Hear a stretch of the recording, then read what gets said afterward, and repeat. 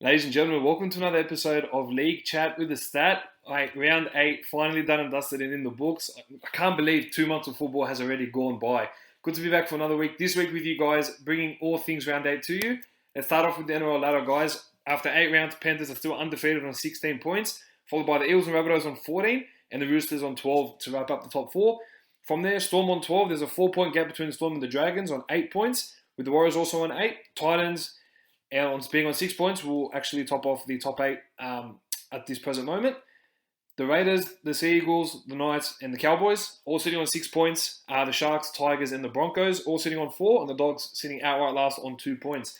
Good to be back for another week of League Chat with the Stat for you guys. Now getting through everything round 8 and all the talking points. I have a lot to get through. I'm not happy about a few things this week. Let's get straight into it. Rabbitohs 34 defeating the Raiders 20.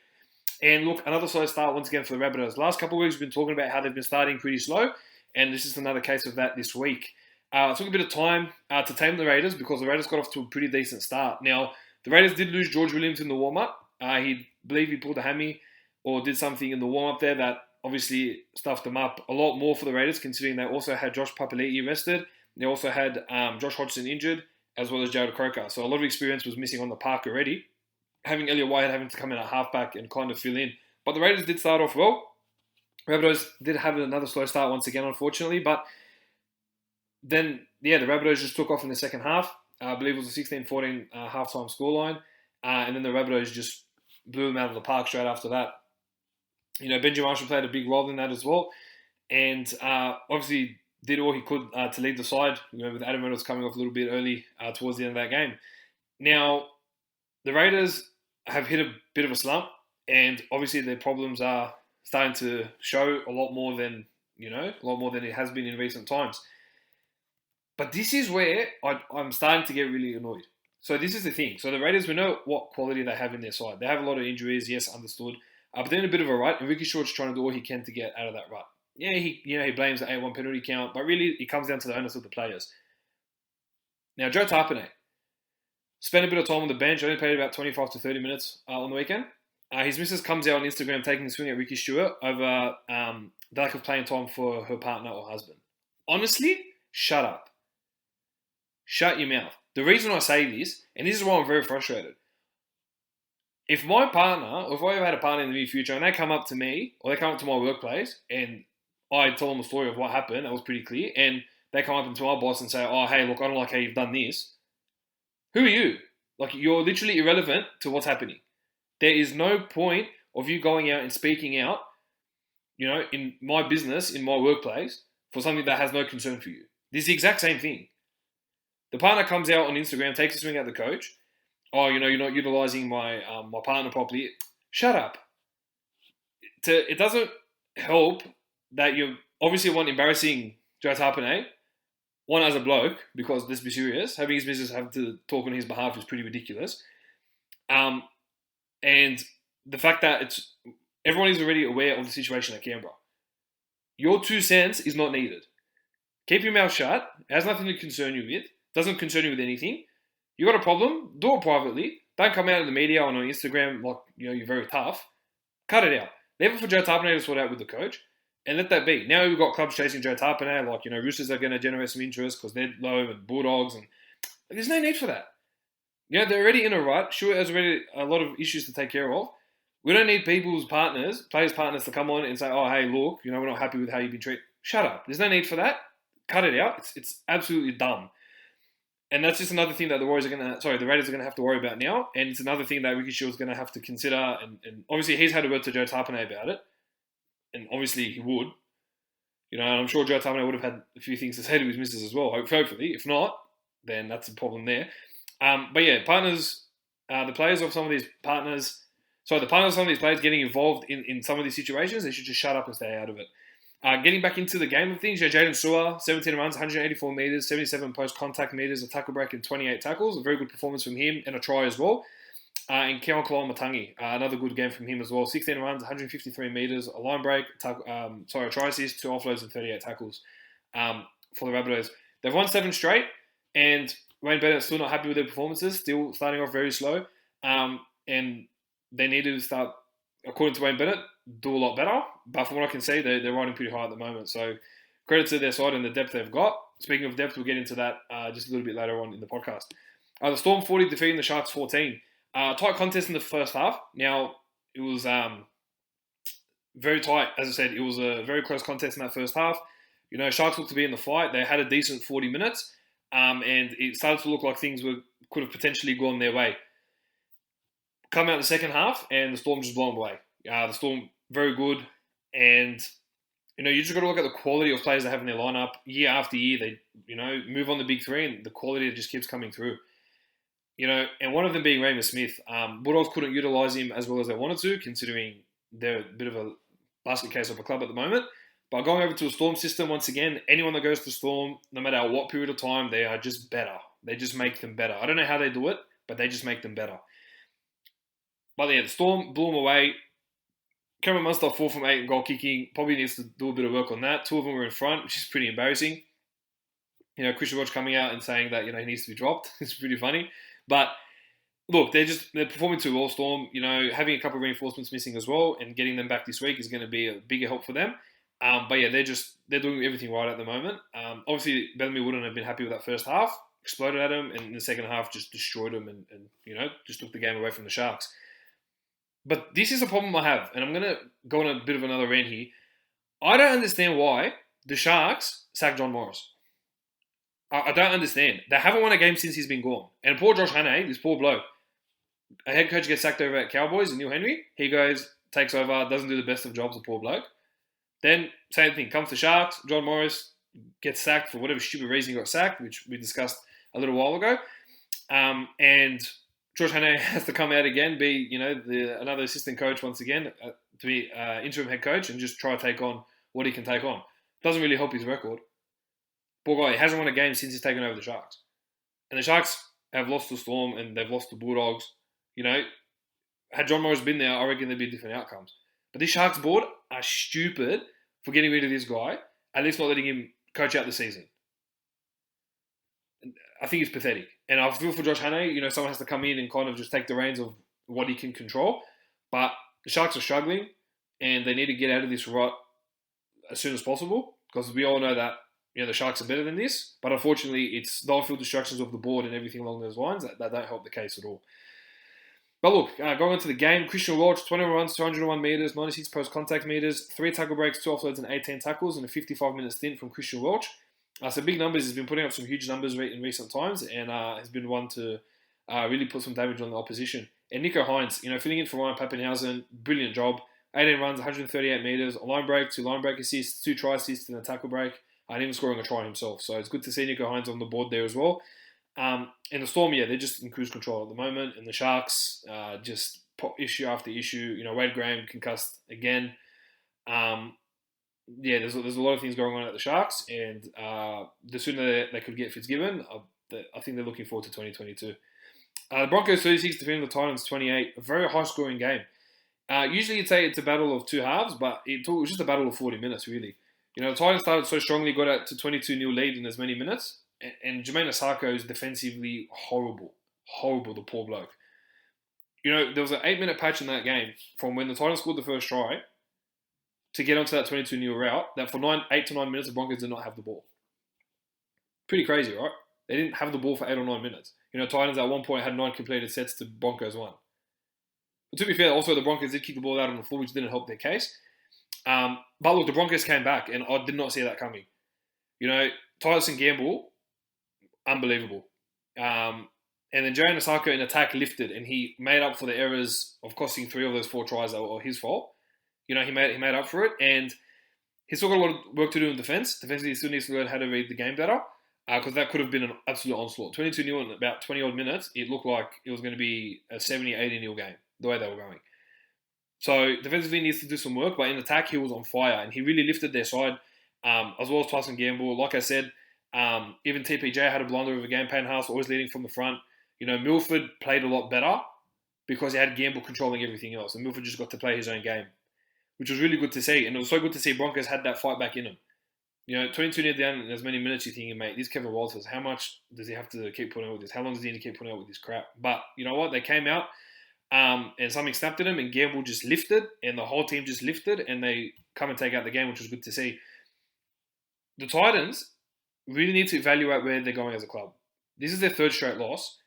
It all started when they lost 36-0 to Manly. Yep, Turbo's first game back, but defensively they're a lot better than that. Then last week they start off great, 24-10 half time against Rabbitohs, to then blow it 40 points to 30. And then now this, 22-0 in about 20 odd minutes. It's almost about the same scoreline, or there's a try between them at half time. And then they only put on 6 points, and then Broncos just go stepping all over them. So they really need to evaluate where they want to go as a club and where they are at the moment. And it comes to every individual, from the players to the coaching staff. Really need to evaluate themselves. Justin Holbrook said at the press conference that it felt like it was coaching under 20 side. They need to lift. They really need to lift, because this isn't the Titans that everyone was expecting to see. And to have lost 3 straight games, especially in the fashion that they've lost it in, for the roster that they have, is not good enough, especially to the lowly Broncos. But look, you've got to give credit where credit's due. Broncos did come out and play a lot better. Obviously, they locked that first 20, 25 minutes back, even the first half hour. But after that, they would love more of that week in, week out. So it's just a matter of consistency and whether they'll be able to get to punch out those games like that. Payne Haas, 16 runs, 176 metres, 75 post contact, 3 tackle breaks and 36 tackles. Again, I don't need to say anything about Payne Haas. Another monster effort. TPJ, 19 runs, 168 metres, a try assist, 4 tackle breaks, 2 offloads and 25 tackles. Really lifting the Broncos there. And just looking like a constant threat at all times. And the Broncos also just did really well to contain Dave Fifita. 4 runs in the first half. Got to break out a little bit in the second half, but they really controlled, Fifita, and they didn't let him get much ball. And the second he got ball, they were all over him. So really good to see that, from the club and from those boys. And Moeaki Fotuaika, 15 runs, 158 metres, a tackle break, 12 offloads and 34 tackles. Another big effort from him. Stepping up for the forward pack, because, as I said, Fifita had more of a quiet night. Now, the Panthers 28 defeating the Seagulls 16 over in Bathurst. It's just amazing when you watch the Penrith Panthers, how they can just score tries off nothing. It's unbelievable. That first try by Brian To'o, the way he set it up, oh, my goodness. He fended off 2 blokes. Cherry Evans pumped him, just blew him out of the park. Gave it to Burden. Burden put in the kick for Edwards. Came out of nothing. And that was when the Seagulls had dominated that first 10-minute period. They got that penalty, got out to a 2-0 lead, and then they dominated that first 10 minutes. The second they scored that try, the Panthers, Manly dropped off. In that first half, they literally dropped that first half, and they were down 16-6 at halftime. The Panthers just know how to score and create things out of absolutely nothing. It's such a joy to watch. I think they've now, 23 games straight in regular season games that they've won. Far out. They don't stop. They're still sitting on top of the table. They haven't lost a game yet this year. Man, I'd love to be a Penrith Panther fan right now, but look, obviously, it's a little early to tell, but they need to carry this to the grand final and win the grand final for it to mean something. But the way they're riding, they're doing really well. The Seagulls, as I said, they slipped in the first half. A massive spray from Desmond Hasler, and that was it. They came out a lot better, a bit more sharper. But look, it was too little, too late. A couple of tries that they gave away for the Panthers to just let them take the game. But look, they can't keep relying on Tommy Turbo to do everything. Those half breaks that he tried to make were contained really well by the Panthers. Like we saw against, the Tigers last week and the Titans the week before, he's gone straight through those gaps and he's breaking them so easy. But the Panthers are a much better structured defensive side, and we saw that in how Tommy Turbo played. He still scored a try, still had a massive impact on the game, and did his part to lift the side, but, it wasn't enough. And, there are some more players around Tommy Turbo that need to step up. Brian To'o, I can't get over these guys' numbers. Just every week is just a freak of nature. 20 runs, 233 metres, 97 post contact with 2 tries, 2 line breaks, 6 tackle breaks, and 3 offloads. What more do you want? As I said last week, it reminds me of Josh Mansell, but I'm dead set that if Bradford does not pick Brian To'o in the State of Origin side, he is nuts. He's crazy. He's got to be there. He has to be there. James Fisher-Harris, 19 runs, 197 metres, 83 post-contact, 3 tackle breaks, 12 offloads and 31 tackles. Again, another guy, just like Payne Haas, lifts every single week. Busts his chops every single week. And Marty Tapau, another brilliant game from him. 18 runs, 175 metres, 85 post-contact with 5 tackle breaks, 5 offloads and 20 tackles. Huge numbers from Marty Tapau. And, he's really fighting for that contract, but he'll be missing this week, which we'll get to also a bit later. But, the Seagulls have a lot of work to do. Panthers just literally kicking in cruise control. Eagles 32 defeating the Dogs 10. Look, I went to this game For the first time this year, I went to a first grade game, and the second I sat down, I just go, oh, I don't want to watch this. I just knew we were going to lose, and I knew we were going to get smashed. Even though the last 3 or 4 occasions have been closer games, I knew we were just going to get annihilated. All it took was 2 tries in the first 10 minutes for the Eels to do that. And they did it comfortably. It's so easy. Dogs, the defense was hopeless. But we're talking about Para now. They dominated the first half, got up to a 16-0 lead, and then a lot of errors crept into their game in the second half. Yeah, they still scored a couple more points. They came out of the blocks again, second half, scored that try. When they scored that try, I go, oh, they're going to put 60 on us. And then the Dogs decided, like they always do, play for about 15 minutes a game. And in that 15 minutes, we scored 2 tries. So the Dogs don't have the experience or the ability to play 80 minutes, which is what Barrett is really struggling with at the moment. Like it was against last week with the Sharks. We scored 18 points in about 15 minutes, and that was it. We defended and defended and defended. And look, half those tries that weren't allowed, if they were allowed, we'd lose. So they need to be better defensively, and that's the biggest concern. We've leaked the most points, at the moment, and it's hard to look at. We've conceded 248 points, and we've only scored 80. We're the only club that hasn't scored more than 100 points, and it's very embarrassing. And it makes sense that's why we're sitting last. So I have a lot to get through, I have a lot to do as fans of the club, just to ride it out and hope that there's a bit of a change and a bit more consistency. Until then, we just look at teams like Parramatta, who are just riding high. Isaiah Papali'i, 19 runs, 196 metres, 87 post-contact metres, 2 line break assists, a try assist, 4 tackle breaks, 3 offloads and 42 tackles in 69 minutes. Can't say anything more than that, honestly. Yeah, that is just insane numbers. And Bryce Cartwright, off the bench, Nathan Brown coming off early with that hip injury. 7 runs, 60 metres, a line break assist, 2 try assists, 3 tackle breaks, an offload and 22 tackles. This Cardi Party is back. His influence, off the bench has been huge and played a bit more minutes than he has the last couple of weeks. So, yeah, Parramatta doing well at the moment. They're flying, and it's good to watch. And the Dogs copped another lesson. So, hopefully the Dogs change their ways. But if not, we just have to ride it out again for another year. Roosters 38 defeating the Knights 4. It was just a Sam Walker masterclass the whole way through. This kid, unbelievable. I can't just sit here and talk about how good this kid is. We see so many kids that come through that get hyped. They're like, yeah, they're hyped, they're good. After a year, they just drop off. But this kid, after 5 games, is leading the majority of the attacking stats. And the Roosters are missing a lot of their players. Mate, just a freak. He put on an absolute clinic. And you can use words like he embarrassed the Knights. He made them look weak, made them look pathetic. But you know what he did to them? He humbled them. He humbled the Newcastle Knights. If you're a Knights fan listening to that, that should hurt you. You have to get 20,000 at your stadium to only put 4 points against a very depleted Roosters side. It says a lot about your club. They were woeful. I don't see how the Knights can be as bad as they are. They're so inconsistent. We talk about this. I'll talk about it in my season review and season preview. They have no consistency. All their forwards went clocked over 100 metres. Their platform did their part, but errors after error after error. Oh my goodness. But this is the one thing I want to talk about from the game. And this is not fair. That Brett Morris injury, it is not fair. For someone who's been so good in the game, at the Dragons, at the Bulldogs, at the Roosters, he has been flawless. We've talked about players, putting their bodies on the line at certain times. Both him and Josh have done that. But the way when Brett went down, honestly, my heart sank. And when I saw it was confirmed as an ACL injury, my heart just broke. The good guys don't get the farewell. And it's really, really sad. I think that the saddest part of all of it for me was Josh Morris scored the try. And you see the photo of Josh Morris putting the ball down. And as you see that photo, you see Brett Morris just getting taken off. And that is one photo that will never, ever leave my mind. That is so hard to watch. And then seeing, Josh come for Brett after and Brett's crying. Oh, I'm getting emotional now. That is the saddest thing to see. For someone who's given his all for the game and has been one of the greatest wingers that I've had the privilege to watch, mate, it's sad. It doesn't deserve to happen that way. It really doesn't. And I wish, Brett Morris all the best in his recovery. And while everyone's saying it's going to most likely lead to retirement, if it does, mate, all the best. Thank you for your service to the game, mate. A wonderful career.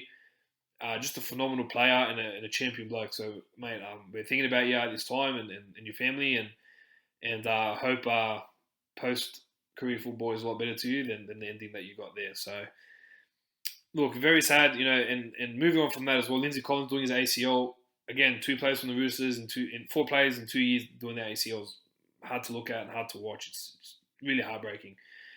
CSC Takiaho, 13 runs, 154 metres, a line break assist, 2 tackle breaks, an offload, and 22 tackles. Bit of a complaint of a rib injury, last week, but got through it unscathed and put on a big performance. He had to lift his side. And then you just look at, Sam Walker again, just can't get over how good he was. He had 5 try assists and scored a try himself, mate. It doesn't get better than that, I don't believe. The Warriors 26 defeating the Cowboys 20, and a cracking opening 40 minutes from the Warriors. Great. They split the Cowboys open so many times in so many areas, especially down in the middle. My goodness, they were so crap in the middle, these Cowboys. I don't understand. You won 3 straight, then you get Tamalolo back and you have the same side, and you couldn't beat the Warriors. That for me, it's alarming. Really, it's alarming. But, didn't look like it was enough. Tale of 2 halves once again. 24-4, 26-4 halftime. The Warriors take the lead, and then they scored nothing.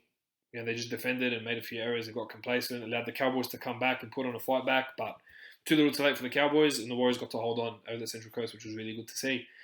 But look, just for a moment, Reece Walsh, whoa, what a freak.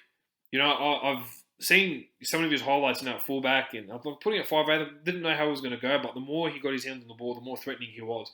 Even that second half where, Warriors didn't score any points, he was still so threatening, and that was so good to see.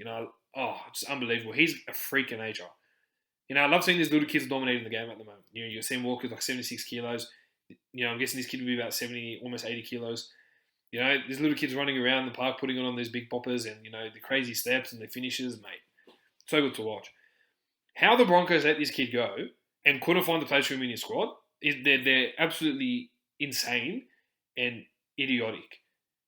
This kid was talked about as the next big thing. The Broncos, they're going to have him in the system, and the Broncos are lucky. But they are the Broncos of old where they keep these players. All these players are going to different clubs. And Reece Walsh, within 2 weeks has come out and put on 2 blinding performances. It says a lot about where the Broncos are at the moment, and it says a lot about their recruitment. But it's pathetic they couldn't find the spot for him. I would have put him straight in for Osako. No questions asked.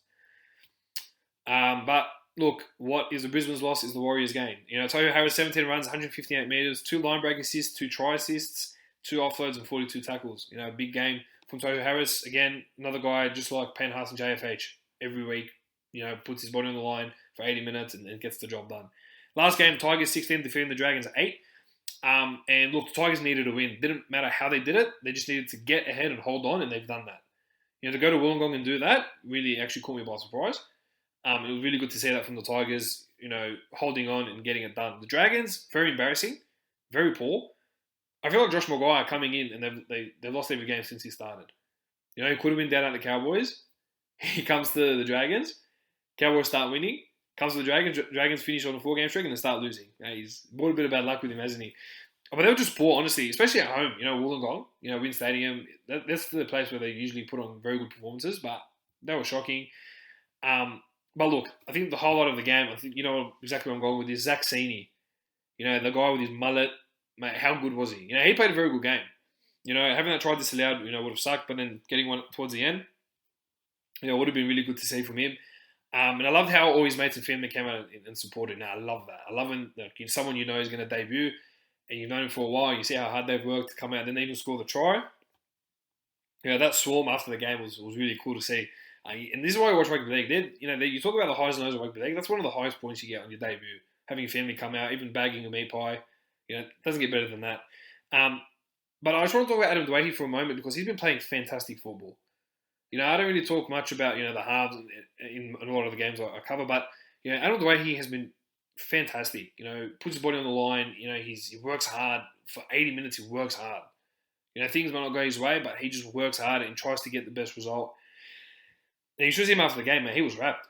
He was really, really happy to finally get that win and to, knock that one over the park and just have that, sorted for him. So, good to see the Tigers get a win and hopefully, coming back to Campbelltown this week, they can just start rolling with a bit more consistency and not a win-loss kind of attitude that they've walked up with the last couple of weeks. That's all for round 8. News around the NRL world. A bit to get through. Brett Naden confirmed that 2-year deal with the Bulldogs just this past week. The Tigers are interested in Oliver Gildart from, I believe it's St. Helens, on a 2-year deal. Looking to sign him over to have some more depth in the backs and get rid of Joey Lelu and James Roberts. Tony Williams, big old T-Rex, playing his trade, for Blacktown Workers in the New South Wales Cup, signed a deal with New York Freedom. They've got a new competition going on in America, and Lance Ohio is joining one of the other teams there as part of the coaching staff. So good to see some of these ex-players making an impact and going overseas to, grow the game over in America. Mitch Moses looking to re-sign Power on a 4-year, $3.7 million deal. Good luck, Power. Big money. And if he doesn't deliver you a comp in the next 5 years, massively wasted signing. Just wanted to put that out there. Cody Nicarima takes up a player option to extend till 2022. On Saturday, Kevin Walters flew in with Dave Donaghy, his first day on the job as Broncos CEO, to have a meeting with Adam Reynolds. Now, as far as I'm concerned with that deal, I believe they offered about $900,000 a season. But they've also offered him the captaincy. Now, while that's all happening, Dave Donaghy comes in and he wants to try and get Wayne Bennett back to the club. They probably say third time's the charm, as they say. And if they can get someone like Bennett in just as a football consultant, that'll be a massive key to potentially Adam Reynolds to the club. So it's a matter of waiting and see. Just when we thought the Sharks were almost a done deal, mate, the Broncos are putting in a very enticing offer to Adam Reynolds. So just looking forward to seeing how this one plays out. Parra withdrew their offer of $2.4 million deal for Tony Staggs. He wanted a fourth year confirmed, and Parra were reluctant to guarantee that fourth year. So they've pulled that offer. Warriors winger and legend Manu Vatuvei has come out and has confirmed he was arrested in 2019 on methamphetamine charges and will be fighting those charges. Really sad to see, was a good guy in rugby league, and just to see the life kind of fall apart outside is really tough. And so it's really hard to look at, regardless, of what's done. It's really sad. Xavier Coates was touring Storm facilities on Sunday, with there's a good chance with Bellamy looking to extend his stay as coach for one more year. Looks like Xavier Coates could sign with Storm. Matthew Andrew Johns and Sonny Bill have shown interest to coach Samoa, which Samoa have rejected that request and have put their faith in Matt Parrish to continue leading as their head coach. The Cowboys have tabled a 2-year extension to Scott Drinkwater amongst interest from other clubs. Now, from what I'm hearing is that in this 2-year extension, they want to move Scott Drinkwater to the Centres. Don't know how that's going to go, but there are a couple of clubs that are looking at him, including the Bulldogs, who'd like to get someone of Scott Drinkwater's talent. Rocco Berry, second game in for the Warriors, has signed a 3-year contract with the Warriors and will be staying there till 2024. George Williams has been reported that George Williams has come to the point where he's a bit homesick and he wants to head back to England. Now, Raiders are trying to do everything they can to keep him in, and they won't let him go unless they get a suitable replacement. Storm signed Sua Fa'alogo on a 3-year deal, an 18-year-old kid who's going to be playing his trade for the Melbourne Storm from next year onwards. The Warriors have confirmed the release of Paul Turner. And just when we thought he was going to be heading to the Broncos, the Titans have actually swept in and have signed him. So we're just waiting on an official confirmation from the Gold Coast Titans in regards to that. The Cowboys have released Isan Masters with immediate effect, and he has signed the deal with the Gold Coast Titans to the end of 2022. And last bit of news, Parramatta Eels released a statement this afternoon with letting everyone know that Michael Jennings has decided to withdraw his salary from Parra Eels due to his ongoing drug investigation. He doesn't want it to affect the Parra Eels salary cap for this year and next year. He lives on something about $450,000 a season, which is pretty decent coin, in terms of probably trying to get more depth or even add a bit of money and a bit of coin on top to sign players for a bit longer than what they're on at the moment. Now let's look at everything round 9. I've got the Rabbitohs coming up against the Storm. A lot of changes. The Rabbitohs have been hit with a lot of injuries. We'll go into that right now. So Benji Marshall will jump in the number 7 jumper to cover Adam Reynolds, who injured his hand. Cody Walker moves from fullback to 5'8", with Alex Johnston going into fullback. Jackson Paulo is out as well, as well as Campbell Graham.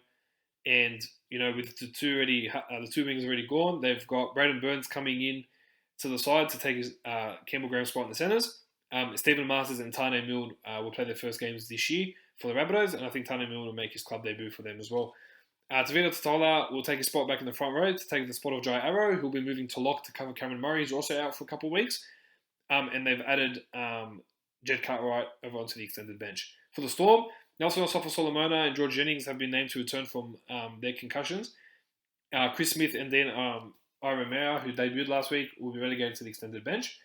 Harry Grant will then push into hooker, and Brendan Smith will go into the 13 jumper. Now, in this game, I think with the amount of injuries that the Rabbitohs have, I think it'll be a good game. I think the Storm will edge them by about 12 points. The Panthers come up against the Sharks. Panthers are looking at 1-17. Kurt Capros carrying a bit of a rib injury into the game. If it does, get told he can't play, they'll just shift him over to. They'll shift Liam Martin over into the starting side, and they'll probably put Jermaine Hobgood, who's one of the reserves, probably into the starting side. Onto the bench.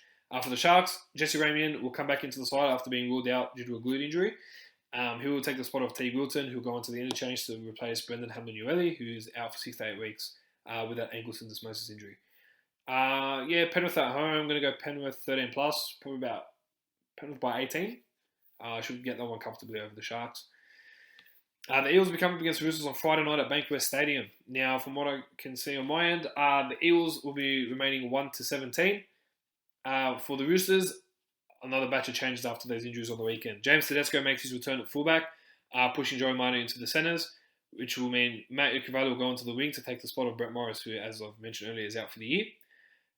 Lindsay Collins will be replaced in the front row by Siosio Takiaho, who came off the bench last week. Ben Marshke has been recalled into the starting side for Sam Verrills, who has a semi-detached retina, could be out for another 2-3 weeks, and Aaron Kuhn will jump in that 14 jersey.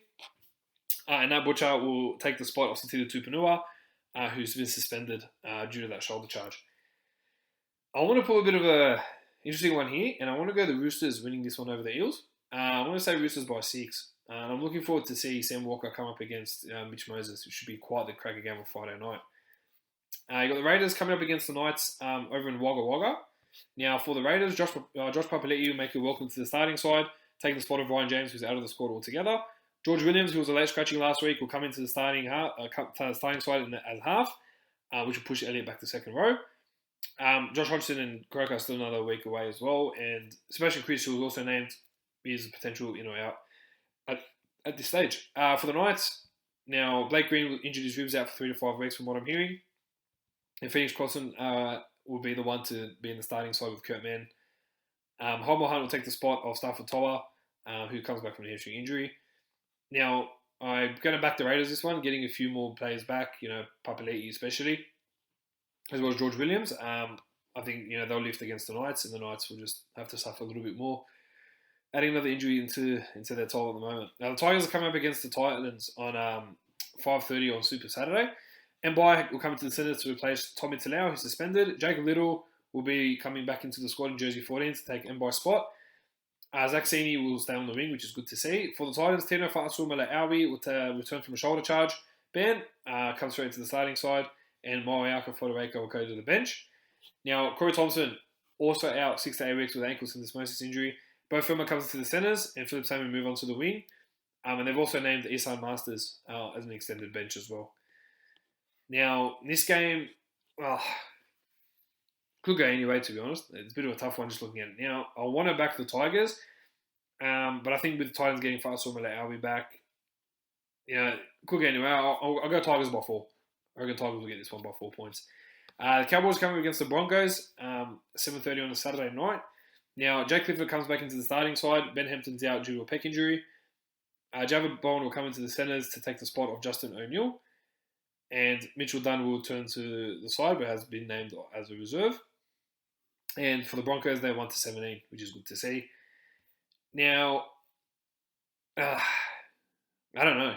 I want to back the Cowboys, but I think the way Brisbane played, hopefully they can carry it on. But I think I'll stick with the Cowboys, and I'll go Cowboys by 8 over the Broncos this week.